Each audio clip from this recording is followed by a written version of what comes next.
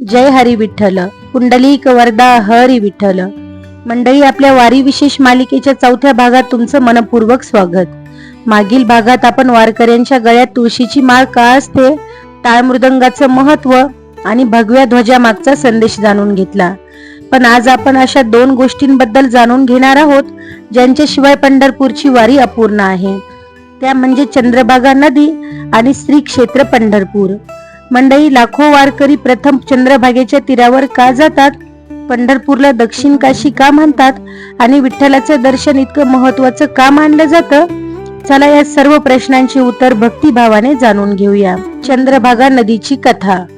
मंडळी, पंढरपूर शहरातून वाहणाऱ्या भीमा नदीला पंढरपूर जवळ एक सुंदर वळण मिळतं. हे वळण चंद्रकोरी सारखं दिसत असल्यामुळे तिला प्रेमाने चंद्रभागा असं नाव पडलं. आज लाखो वारकरी या नदीत स्नान करतात, पण फक्त स्नानासाठीच का?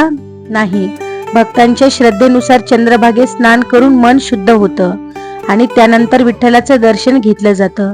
ही परंपरा अनेक शतकांपासून चालत आली आहे. चंद्रभागेचं आध्यात्मिक महत्व जाणून घेऊ.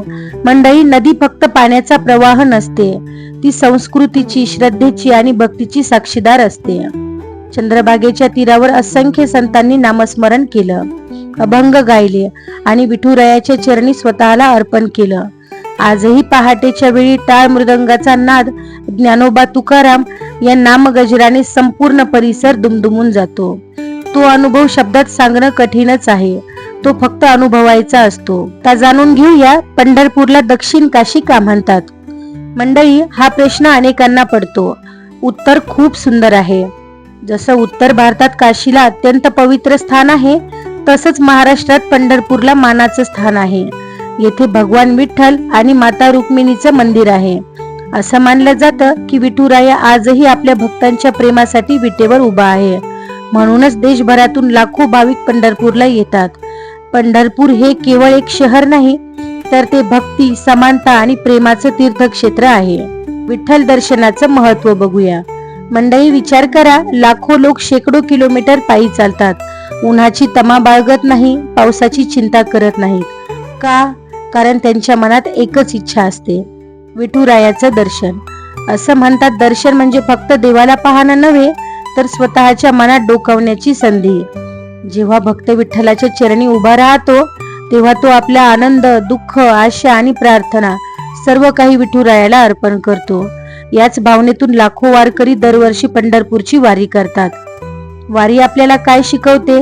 मंडळी, वारी आपल्याला शिकवते, कोणताही माणूस मोठा किंवा लहान नसतो. भक्तीमध्ये भेदभाव नसतो. प्रेमानं जगणं, सेवा करणं आणि विठ्ठलाचं नाम सतत स्मरण करणं, हीच खरी वारीची शिकवण आहे. म्हणूनच वारी ही केवळ यात्रा नाही, तर ती आयुष्य जगण्याची एक सुंदर पद्धत आहे.